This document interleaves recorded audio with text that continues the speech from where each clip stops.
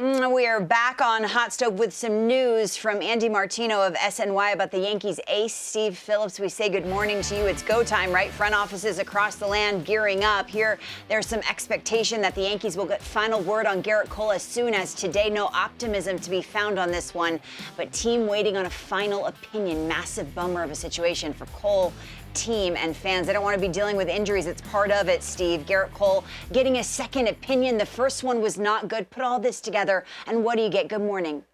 Hi, good morning. Yeah, Lauren, listen, when you get a first opinion and you go seek a second opinion, it's not generally because the first opinion was a good one, right? And so you're trying to find some good news after some bad news. And when the player says he's concerned and then the front office says they're concerned, there's a reason to be concerned. And so, look, I think that it does not feel like they're headed to some good news.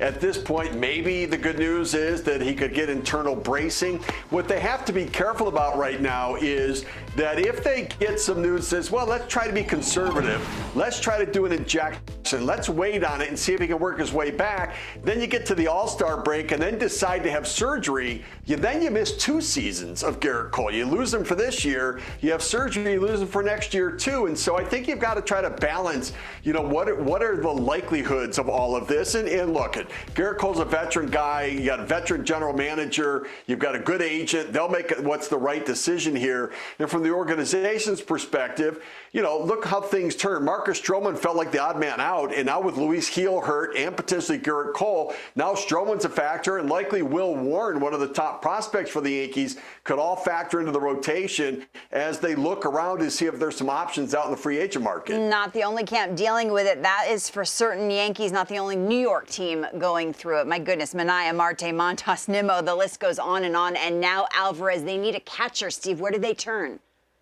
Yeah, I think right now they have Luis Torrens in the camp, and he's a defensive guy first, but look, James McCann's out there. We know he's a gritty, tough guy. They've had him previously. Thomas Nido is out there in somebody else's camp, but they could go out and make a trade. But I think, look, with the Mets, with the length and depth of the lineup, they can go defensive first at the catcher's position. Alvarez is going to be out. He's not the first guy that's broken the hamate bone, right? There's a bone in the wrist right at where the hand and the wrist meet. It has no function in the body. It's a bone that we saw Mike Trout break. A lot of times guys break it off. They go in and remove it. But everybody heals a little bit differently with this. But he's out 6 to 8 weeks. And so, can they handle it with Torrens as the lead catcher and then back him up with somebody more inexperienced? Do they need to get a veteran guy? They've got a lot of offense in their lineup. They can go defense first and just manage the pitching staff. Remember, it's a pitching staff that needs managing. They're not blessed with extraordinary arms. And so they really need to navigate lineups. And so I think they may look outside a little bit to see if they can't bring in some experience. There are some catchers out there still looking for jobs, and I suspect David Stearns may look to go that way. And Cliff said earlier in the show he had that exact injury and that surgery, and he was back soon, so here's hoping. It's a better prognosis, Steve, for Jurickson Profar. I keep saying the Braves are optimistic for opening day. What's the severity of I'm getting all doctor on you. What's the severity of a bone bruise? What do we know?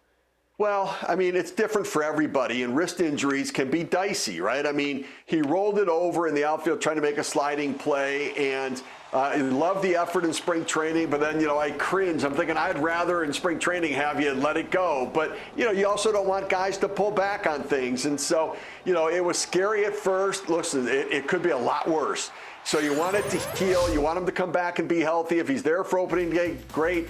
I want the healthiest Jurickson Profar for the most number of games. Opening day is magical. It's beautiful. But it's not the end-all, be-all.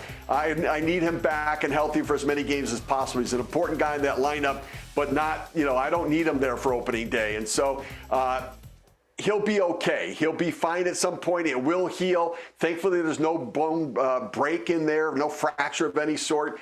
But it is one that, look, hitting is about the wrist. It is about the bat, and it's an important factor in all of it. I don't want him to rush bat and have it be a lingering issue. It needs to resolve itself, and better to be a week too late than a week too early. I was just thinking of Brian Snitker the last 2 seasons, just throwing his arms up with all the injuries his club has dealt with. I don't like this report of a sore elbow for Grayson Rodriguez. They need him to pitch like an ace, right? What's the severity? What do we know?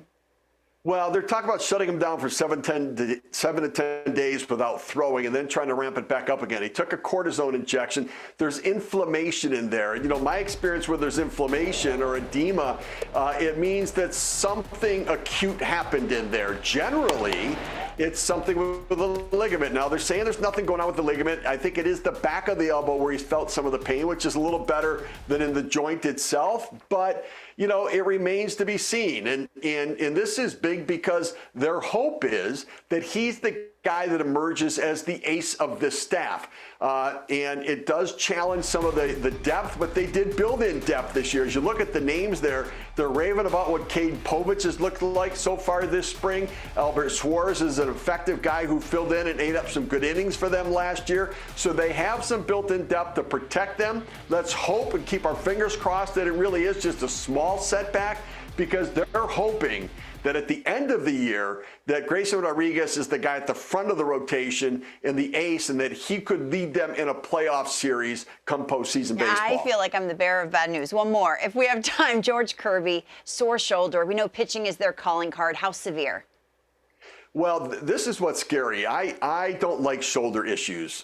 These are scarier because if they become surgical, they're dicier to come back from. Tommy Johns seem like guys are able to come back from them more quickly. Now, nothing yet indicates that its surgical intervention is necessary, but he's going to have to let the inflammation settle down a little bit. You're going to have to build up the muscles around this and let it come back. And a lot of times, though, when guys have shoulder issues, they then try to protect it, and it could lead to an elbow issue that you're not necessarily aware that you're compensating for it, but it can lead to a problem. And this is a team that has to win with their pitching. They're not going to win with their offense. And so, yes, this is a difficult one for sure. There's no question. This is going to be a challenge for them because they are a pitching-first organization. You know, listen, when you're getting ready to go out there and play 162 games, you don't want to start with a sore arm, knowing that you're just getting ready to log a bunch of innings going into the season. So this is something to certainly be aware of and weary of. And for a GM, the worst time of spring training is at the end of the day when the trainer knocks on the door and says, hey, do you got a couple minutes? Because you know what he's coming in to talk to you about. You know what's on the way. Steve Phillips with his PhD. Thank you so much.